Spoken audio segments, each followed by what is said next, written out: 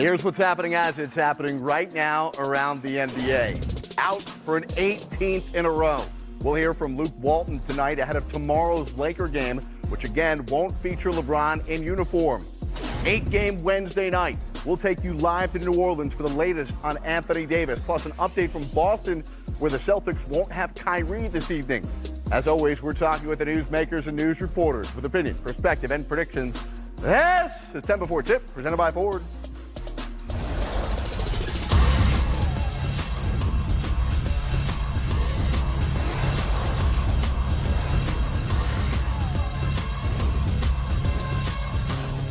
Come on in as we discuss the biggest stories of the day and set the table for the night in the NBA. I'm Jared Greenberg. It's amazing to think about Super Bowl week, and the number one story continues to be the saga.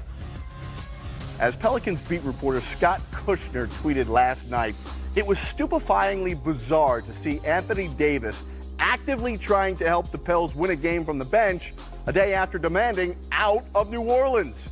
Today, an ESPN report said Pelicans general manager Dell Demps isn't taking trade calls from other teams. One of those inquiring teams is presumed to be the Celtics. However, as you probably have heard once or twice by now, as long as Kyrie Irving is on the Boston roster, the Celtics cannot acquire AD before next Thursday's deadline. But you never know what Danny Ainge has up his sleeve, and never forget, this is the NBA, so things could get weird. Meanwhile, last night with AD in his finest turtleneck, Jahlil Okafor and Jrue Holiday led the Pels to a shocking road win in Houston. New Orleans is in the 12th spot in the West, 5 games in the loss column out of the 8th spot. But it's unknown if and when Anthony Davis will return. And it's what's happening right now, moments ago. Pels head coach Alvin Gentry. Not awkward at all. I think if you ask every guy in the locker room, they'll tell you the same thing. He's the same guy. He has to be traded, but he's the same guy. All of a sudden his personality didn't change, and all of a sudden everybody in the locker room, we don't feel differently about him at all. It's one of those things, and we'll have to manage it, as an organization, and he'll have to manage it, as an individual, and we'll get through the whole thing. Let's talk more about it with Brian Geltzeiler from Sirius XM NBA Radio. Geltzy, in moments, Scott Kushner is expected to join us live from New Orleans for some perspective on the comments made by Alvin Gentry.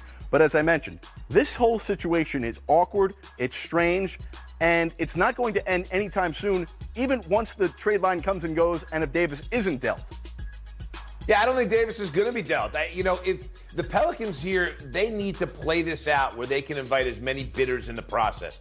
And quite frankly, you need Boston in the process. And I don't know that Danny Ainge is going to run to trade Kyrie Irving in the next week to be able to get in on this Davis thing. Because the truth of the matter is, I'm sure Ainge in some way, in some form or another, has let Dell Demps know, wait till the summer on this thing. We will be meaningful bidders. And for Demps, that's the best thing. The best thing for the Pelicans is to wait for the summer here. Regarding Alvin Gentry's comments, earlier, it's not weird. Of course it's not weird. And you want to know why it's not weird? Everybody knew this already. This is only a formality, the fact that it was released publicly. They knew Davis didn't want to be there. They knew Davis wasn't going to sign that extension. And you know something? Anthony Davis is a real pro. He's going to roll up his sleeves. He's going to do his job. He's going to try to help his team win. He's going to come back on the court. I understand what Scott Kushner's saying, and it probably is very weird when you look at it from a public standpoint, from a media standpoint. But in terms of what's inside the Pelicans, listen, there's a finality to all this. He's looking to leave. They knew he's looking to leave. It's just gotten to be formal at this point and put out in public. That really, to me, is the only difference. And I think you'll see the Pelicans go about their business in much the same way for the rest of the season. Oh, but hold on, Geltzy, you can't go about your business the same way, because if you have Anthony Davis on the roster and he's healthy and can play, you're competing for a playoff spot. If this team doesn't have Anthony Davis, whether he's not healthy enough to play or he's off the roster, they're not competing for a playoff spot. So that's two different mentalities. I want to bring in Scott Kushner, who is now joining us from New Orleans, who just came from the Alvin Gentry press conference. Scott covers the Pelicans every day for The Advocate in New Orleans. And listen, we're talking about how awkward this could get. What is your take here, Scott, on not only the finger injury for Anthony Davis, but once he does get healthy, will the Pelicans put him on the court in uniform? I think that's a decision that goes above Alvin Gentry's pay grade, quite frankly, is what it sounds like. It sounds like the way that Gentry answered that question a couple days ago and the way he's kind of talked about it has changed, where he was saying, look, he's on the roster. If he's healthy, we're going to play him. He's our best player. And now it kind of said tonight, like, I don't really know how to answer that. And I think there's an understanding within the upper levels of the organization that that might be a question that gets answered from someone higher than the coaches. I think the coaches would play him if they could, but I'm not sure if that's what's actually going to happen. All right, let's talk about job description and role definition with the general manager, Dell Demps. Do you believe, Scott, while the report came out today from ESPN that Dell isn't currently taking trade calls, do you believe he is the person of authority in the organization who will be able to pull the trigger on a deal or be able to say no to a deal?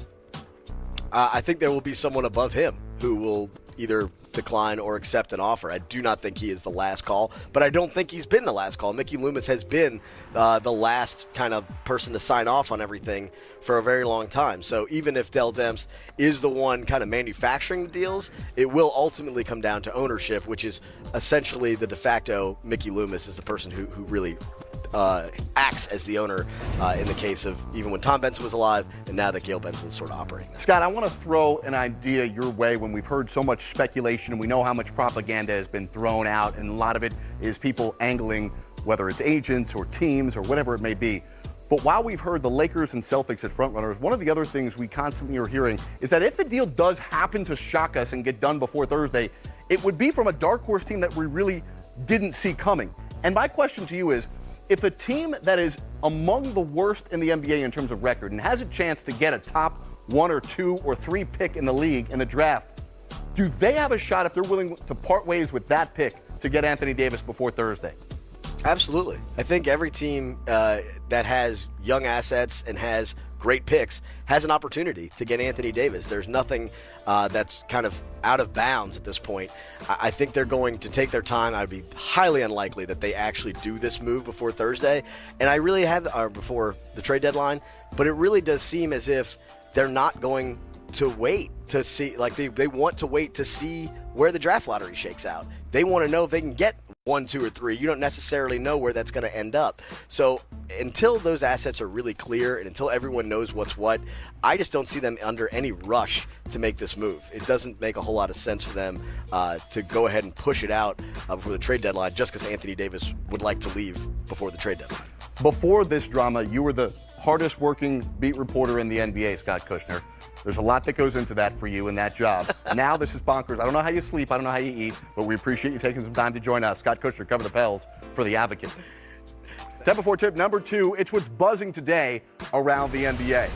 Last night, the Lakers dropped to 6-11 when LeBron doesn't play. Earlier today, Luke Walton said tomorrow they'll play game 18 without LBJ. He looked good today. He did practice. We kept practice short, with the injuries we have and the minutes some guys are playing right now. But he did everything that we had on the schedule, and he looked good. So he looked good 2 days ago in practice too, though. So we'll see how he feels tomorrow, and we'll kind of take it from there. We'll keep prepping as if he's not going to play, and hope that he's healthy enough to start. All right, Gelty, last night the Lakers get a career high from Brandon Ingram in the loss. I got to imagine, though, for a team that's trying to develop its young stars, whether they play long-term with LeBron or not, or if they get traded, they're trying to increase their value. So Brandon Ingram's play was a big win for the Lakers in a loss last night. Oh, there's no doubt. But here's the other thing, Jared, about Brandon Ingram. He has a game like that last night without LeBron on the floor. And Ingram did not play great with LeBron James when he was on the floor with him this year. Brandon Ingram needs the ball in his hands more. And that's not going to happen playing with LeBron James. So this is actually, when you look at what the Lakers are trying to do here and enhance Ingram's trade value to tempt New Orleans to take him as a main piece in a package for Anthony Davis, well, you know what? This is actually a good thing because they're seeing what Ingram can do as a main cog in an offense with the ball in his hands all the time. We've seen it's going to be a lot tougher for him without the ball in his hands all the time. So, yeah, no doubt that this has been very helpful helpful for the Lakers from a big picture standpoint for Ingram to be able to do this without that specter of LeBron hanging over his head. Listen, guys like Kuzma and Ball have done very well playing off LeBron. Ingram has not, and this shows you if you're a team looking to trade for him, he's a guy you can bring to your team, put the ball in his hands, and you'll get some decent offensive results. Kelty, are you of the mindset that Magic Johnson and Rob Pelinka should be offering anything and everything as a last and final offer as of today? Is there anything you wouldn't include? The freaking kitchen sink. And it's going to be really hard for them because they don't have draft considerations. Their draft picks are going to be ones that fall in the 20s. So that's not going to be enticing to the Pelicans. Players, players, players, and more players. You'll fill in around James and Davis. You want Davis? Don't get cute. Pony it all up, Jared. Ryan Gelsiler from SiriusXM NBA Radio. We'll get back to you in a moment. More to come on this live edition of 10 Before Tip, presented by Ford. We'll go live to Boston, where Gary Washburn will join us to talk about the Celtics, who are looking to continue their winning ways. They won't have Kyrie tonight. How serious is his hip injury? And how serious are they getting in trade talks?